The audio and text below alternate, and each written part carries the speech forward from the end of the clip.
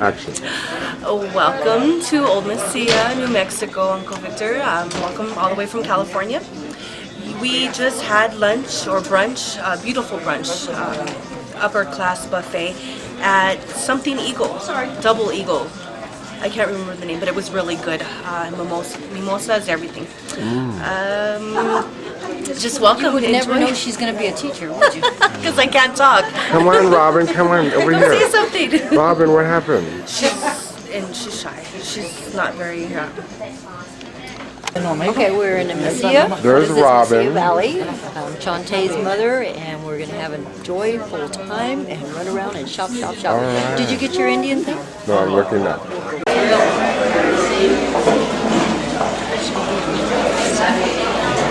Open a little store there. Hi, Where are we at now? we're at Mesilla, the Costa restaurant and Is have it like shops. Indian place? Yeah, it's an Indian Reservation? Mesilla Indian reservation. That's Very nice. cool. All the shops. Fish. Huh? We just came from a very nice buffet brunch. It was great. And then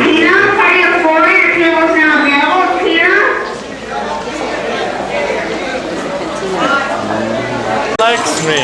let's see. It's trying to give that thing to me, but I can't take it off. Do what you were doing before where you go up and down. Watch. When I go away, it won't come back. Then it comes like bright and hungry. Go away. Bye, Birdie. Do the thing like that.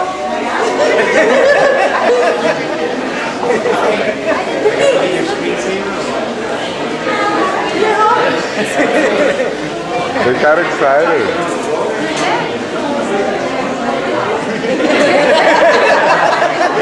Oh, look, Linda. Linda. Tell Linda to look. Linda, look. Do it again, Justin. So it goes like that and the bird does it. Is he said that he wants the hairdo he wants to make with him? But I can't take it off. It's like trying to rip it They off. went to give it to him. What do you think about that, Amanda? Watch, that's gonna be like that. I think he found himself. Do it again, Justin. Do it again. Do it again. Do the head thing.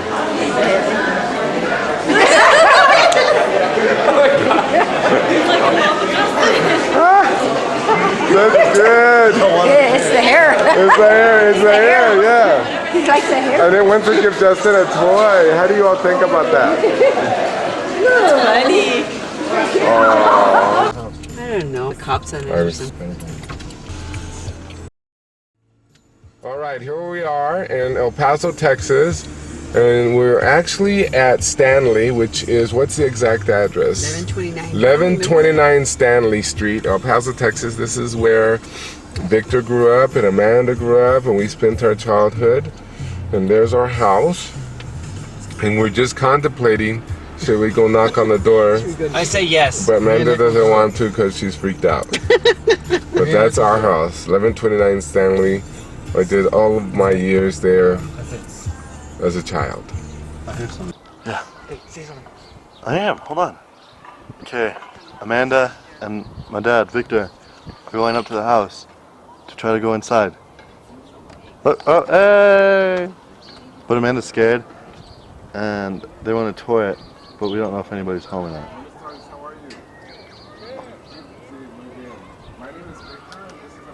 Oh, something's happening.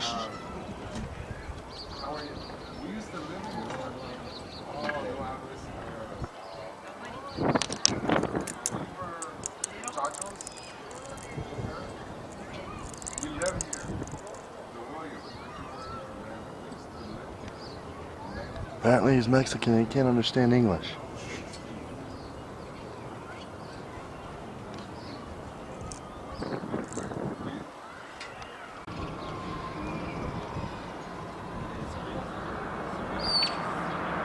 They found somebody who speaks English.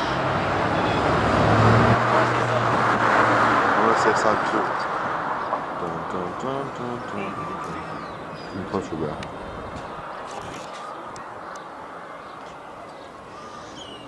They probably think we're like CS or like FBI spies or something.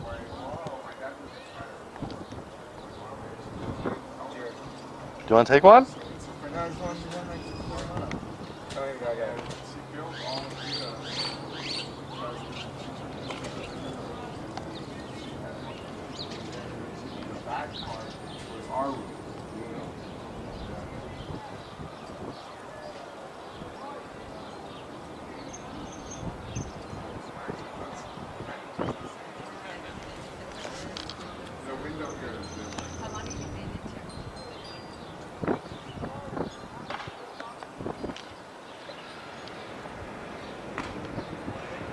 His uncle Noah, or his nephew. nephew. What happened? Translate it. Well, they're actually the people who bought the house Uh-huh. when we moved, and they're still living there. Really? 29 years. 29 years they're living there. Yeah, 29 years. So everything's nice. And the Sawyers, their father died and the son died. Richie died. Richie, I remember him dying. I think who's that one? He was like one of the older ones. This is where my dad went to, my dad and Amanda and Lori and Robin, I guess, went to elementary school. Mesa Vista.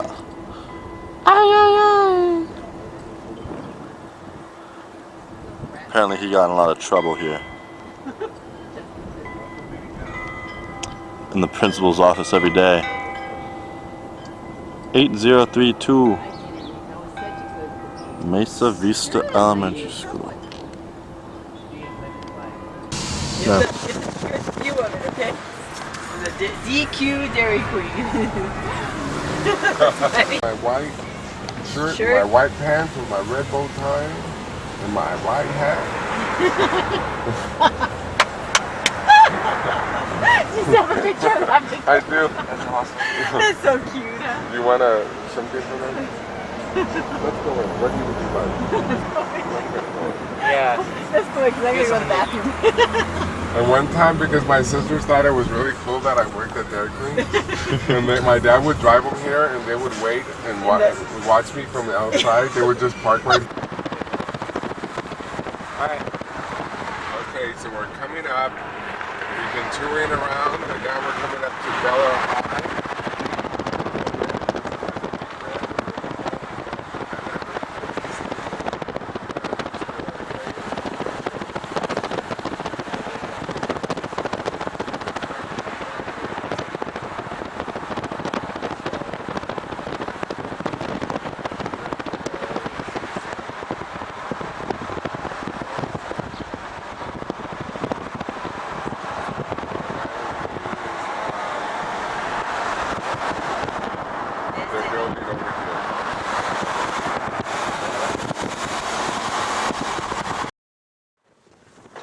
Here we are at Scenic Drive in El Paso, Texas, overlooking Mexico there.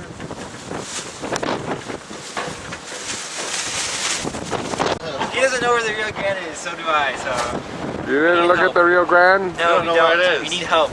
All right, man, they show them where the Rio Grande is.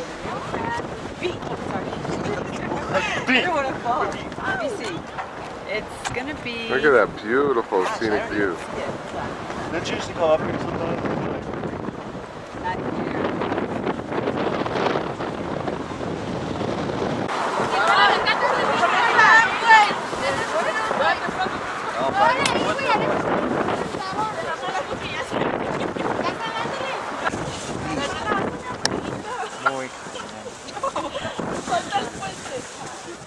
Bueno, aquí estamos en el centro. Ah, mira el puente. Paint in it, that's about it, huh? Look at it, it's the same color. Now when we go past it, we're gonna have to take a picture. I'll try slow. And this is our Pershing house where we lived when I was in high school.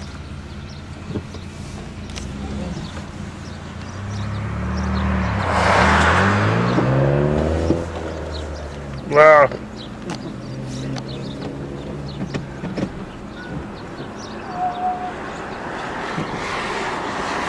That wasn't there though, whatever that No, is. it wasn't. Good Not job. there. That's advertisement agency. Yeah.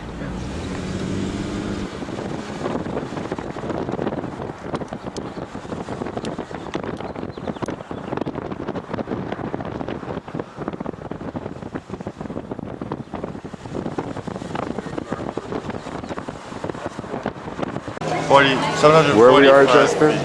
We're in Carlsbad Carlsbad Caverns, in New Mexico. New Mexico. And we're going on the King's Palace. 750 feet underground. Yes, and we're going on the King's Palace tour. Yeah. This is amazing. What do you think, Amanda?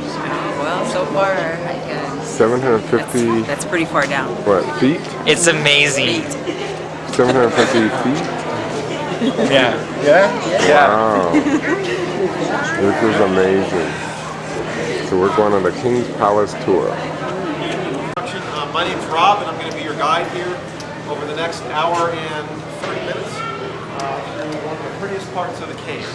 The big room's really awesome, but so is the King's Palace. We're going to be going through 4 very highly decorated and very scenic cave chambers that you do not see from the self-guided parts of the cave. So if you've done the natural entrance or the big room, you haven't seen this part yet. It's all new. We also have a second ranger. Her name is Rebecca, right over here. We take 2 rangers on every tour just in case, basically for safety reasons. So if anybody has any problems, concerns, anything like that, let myself and Rebecca accommodate as best we can for the tour. All the rooms that we're going to go to, they are about, each of them are about half the size of a football field. So they're pretty good sized rooms, but the little tunnels that connect those rooms together can be very, very small. In certain areas of this tour, you will have to watch your head for low-hanging stalactites. No crawling, just watch your head. Okay? We have rocks for people of all ages and sizes to hit their heads on. We don't discriminate here at this park. Everybody be careful about that. Keep in mind we do have to walk down an 80-foot hill to get into the King's Palace area. Once we are there, it's all flat, and 2 of our 4 stops, I believe, there's benches where you sit. But then again, you have to remember that we have to come up the 80-foot hill at the end. We have this is gonna be awesome. Yes! Yeah, 80 feet. Let Rebecca know about that. Last safety hazard I can think of is we do have electric lights in the King's Palace. We do have paved trails, but there is one feature that's missing. There's no handrails in the King's Palace. So if you're used to striking up a conversation with someone or listening to a ranger, as you are adopting this pose against the handrail, and be advised there are no handrails to lean against. And we have had a few cases where people went to do that, went to lean over the edge as if there was a handrail there, and fell right off the trail. They hit their head really hard. So be mindful of that, okay? Careful. Cool. We're going to be, in just a moment, we're going to be walking off in that direction. We're going to pretend like we're walking toward the big room at first, but at the last minute we're going to take everybody out. We're going to make a right-hand turn at a 4-way intersection. And we are going to start walking up the natural entrance trail. There are people coming down from the top. It's a 2-way traffic zone right there. So what you have to do is please stay single file to the right as we are walking to the King's Palace.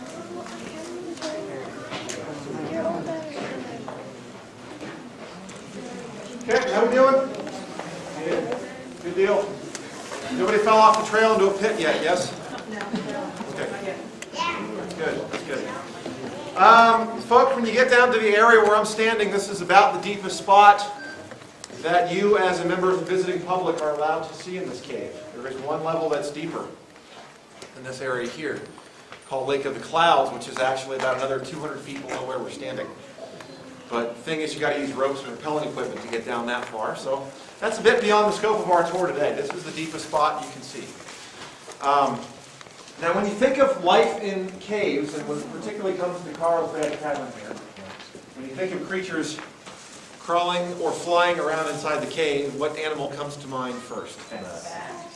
Yeah, we have lots and lots of bats at this cave in the summertime. Okay? Wintertime here, they're mostly in Mexico. They're down there eating insects like moths and beetles primarily. But probably within the next couple of weeks, they're going to be flying back north here to Carlsbad. If you come back in April, May, June, July, August, September, October, you will see bats emerging from the cave every evening.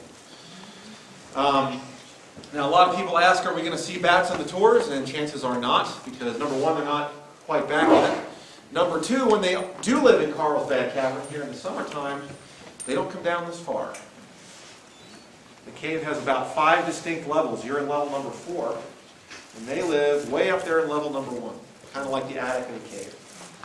Okay? They don't fly further in than they need to get shelter, and they do not come down this far. But they play a very important role in the history of the cave. Because when you have a colony of about 400,000 bats, all spiraling out of the cave at once, right? Just for perspective there, 400,000 people would probably fill up about 10 baseball stadiums. So that's an appreciation right there for the number 400,000. We have that many bats, each of which are about the size of your thumb. So they're very small. They're too small to fly straight up out of the opening, and so they got to fly in circles. And they spiral out of the cave and they get higher and higher. And you know what? It's pretty conspicuous for miles around. Now, I don't know about you guys, but did you get the feeling as you were driving anywhere really here in southeastern New Mexico that you were traveling through the middle of nowhere? Imagine what it must have been like even before 2008 when there were no roads. Well, there was a road in 2007. But imagine what that was like before roads. Okay? Even more so. The only people here in the area, in about 1900 or so, were ranchers and potash miners. And these ranchers, every night, they had this tendency to notice this column of smoke rising off the top of the mountain every single night. And in some cases, the smoke would fly against the wind. In some cases, in all cases, the smoke was perfectly timed to coincide with sunset every single evening. And so they got real curious about this odd behavior from smoke. And some of these ranchers rode up to the top of the mountain to see what the commotion was. And they realized it wasn't smoke at all, but it was the normal bats, yeah. So the bats set off a very important chain of events that led right to your vacation today.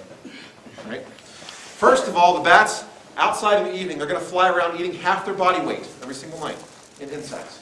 Very good for farmers. Farmers love them. Okay? They then fly into the cave to roost by day. Before they go to sleep, what do you think might happen? Half their body weight will come out the other end of that. So the bottom line is, because bats have been doing that for apparently thousands of years, the area where they live is very, very rich in what we call guano. Now, this is not just a smidge of guano. This is not just a pinch of guano. I want you to imagine for a second White Sands National Monument. Has anyone ever been there? Yes. Okay. If you've not been to White Sands National Monument, picture the Sahara Desert with miles of rolling sand dunes. And now I want you to imagine that that is not sand. Imagine that that is basically bat guano. There are 40-foot high piles of bat guano in the bat cave area of Carlsbad Cavern. And those first explorers, when they saw this big hole the bats were flying into, they said, if there's that many bats, there must be all kinds of room down there under the ground. And so they went to investigate. The most famous cave explorer we ever got was a 16-year-old kid named Jim White. And Jim White, along with probably a lot of other ranchers in the area, he was one of many, went into the cave, and they eventually found the bats. And their reaction as they were trudging through 40 feet of bat guano was not, ooh, gross. It was, this is awesome. Right? Why would they get that reaction? Why would they think bat guano is awesome? Fertilizer. It's great fertilizer. And so they had this idea of maybe making some money by selling fertilizer. So for the next 20 years, they mined bat poop out of the cave. How many of you guys have ever had a boring and/or dirty job? By the way, guano mining was featured on the Discovery Channel series Dirty Jobs.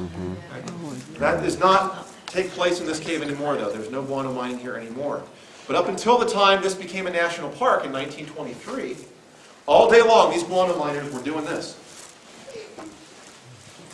Wow. They're shoveling poop out of these piles, and they're putting it into a bucket, which is attached to a hoist and cable. Special rooms.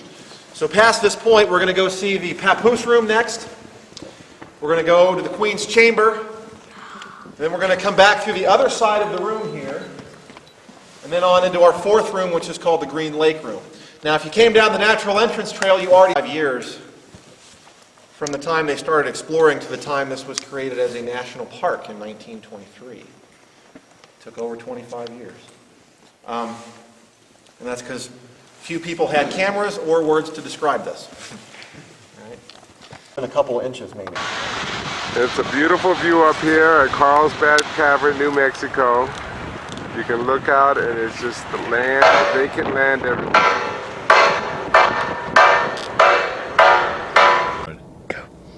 So we just ran out of gas, and we're on the side of the freeway right now. And I don't know if my dad really wants us to be filming this, so we're gonna do it just for the story. So we're coming back from Carlsbad Canyon, and my dad had half a gallon of gas left. He thought, okay, that'll be enough gas to go. So we start going, and everyone falls asleep in the car.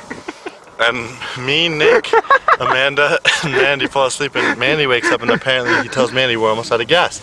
And then he wakes everyone else up to see if we have phone service, and there is none. So we keep driving, and we need to and it's at the empty line, and the gas light is on. So we're like, we have no gas, and then we start coming, and then like a mile away from we stop at the border patrol, and we're like, how far is the gas station? And they're like, okay, 14 miles. And we drive for like, I don't know, it looked like 8 miles, and we're about like 30 miles out from El Paso right now. No, not even. What do you think, Nick? I want to say at least 5. No, that's a mile from the gas station. Oh, whatever. So probably like 2. 15 miles away from the gas station. Okay, fine. I mean, Times 15 10. miles away from El Paso. So we're on the side of the highway. Show the highway. Here's the highway with no gas. What? Okay. Okay, we gotta go. Bye. Just put it in the front seat there. Focus.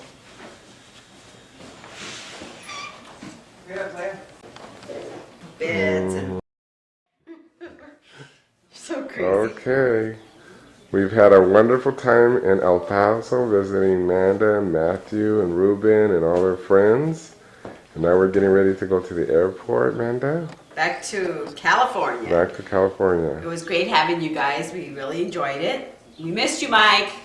Wish you could have been down here with us. Everybody That's kept, all the fun stuff we did. everyone kept asking, where's Mike? Where's Michael? Where's Michael? But we had a great time, and It was a wonderful the spring boys break. hopefully they had a good time. You guys have a good spring break?